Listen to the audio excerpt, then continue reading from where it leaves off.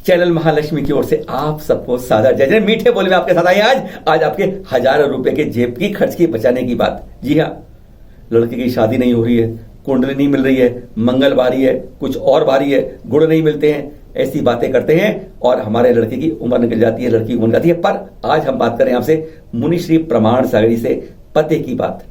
क्या जरूरी है कुंडली मिलाना, गुड़ मिलाना, क्या उसी सफलता है? मैंने क्या कहते हैं, सीधा सुनते हैं मुनिश्री प्रमाण सागर जी। देखिए, मैं तो इस पर बिल्कुल भरोसा नहीं करता।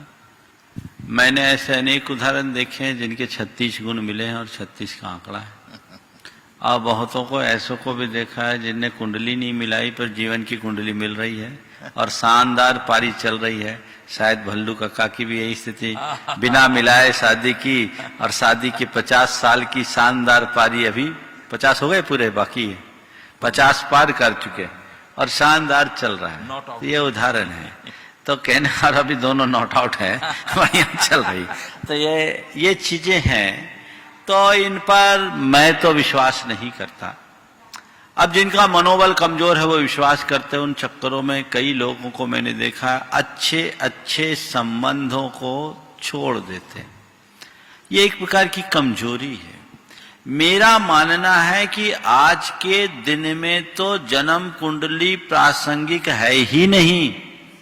क्यों नहीं है? मैंने अनेक बार बोला, क्योंकि अब जन्म ही नैसर्गिक नहीं है। अब तो जन्म बाद में होता, कुंडली पहले बन जाती है, पहले से डायरेक्ट डेट दे देता है, ऑपरेशन से बच्चे होते हैं, तो फिर कुंडली का मतलब क्या? दूसरी बात, पहले बच्चों का जन्म घरों में होता था, तो वहां की उसकी जन्म पत्री वहां के अक्षांश देशांश से होती थी। अब तो सबका अस्पतालों में होता है। अब मान लीजिए कटनी या जबलपुर जैसी जगह है तो यहाँ 100-200 किलोमीटर के एरिया के लोग आकर के यहीं डिलीवरी कराते हैं। और हो सकता है कई लोग हैं जिनको यहाँ नहीं, तो बोला भैया हमको मुंबई करना है, हमको दिल्ली करना है।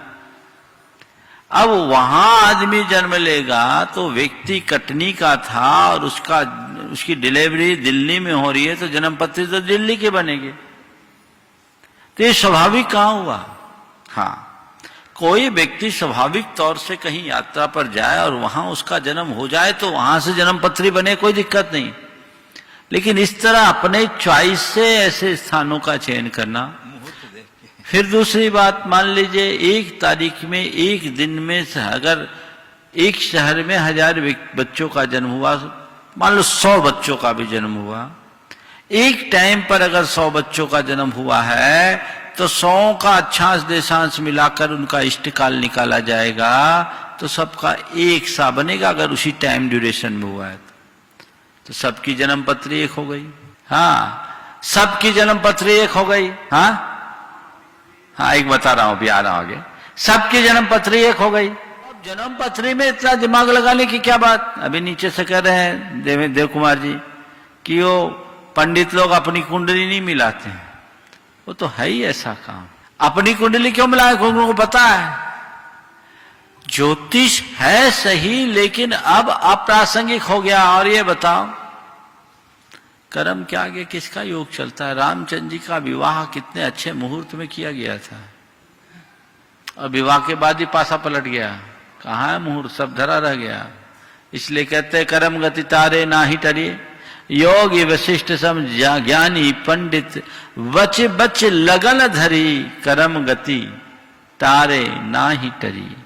3 बातों को हमें ध्यान में रख करके चलना चाहिए और इसी के बल पर अपना क्रम आगे बढ़ाना चाहिए, तभी हमारा सब कुछ करना सार्थक होगा। जिनका मनोबल कमजोर है वो ऐसे ही इंतजार करते रहें। मैं हमेशा कहता हूं, कुंडली मत मिलाओ, मेंटल वाइब्रेशन मिलना चाहिए, जिनसे मिलकर आपको लगने लगे कि ये संबंध हो जाए तो सबसे उत्तम। समझ लो सब कुंडली मिल गई, समझ गए? वेवलेंथ मिलनी चाहिए, तब आप अपने जीवन को ज्यादा सफल और समर्थ बना सकेंगे। सुन लिया आपने एक संत से पते की बात, हजारों रुपए बचत की बात। अब पंडित जी की जेब गर्म नहीं करनी है, आपको केवल अपने मन मिलाने हैं, वेवलेंथ मिलानी है, केवल यही करना है। अरे आपके अच्छे कर्म होंगे, अच्छे लक्षण होंगे, अच्छी बात करेंगे, मीठी वाणी बात करेंगे तो रिश्ते बनते हैं। जहां दुश्मन होते हैं वह भी मित्र बन जाते हैं। फिर मिलेंगे नए एपिसोड में आपके साथ। शेयर कर लीजिएगा। सादर जय जिनेंद्र।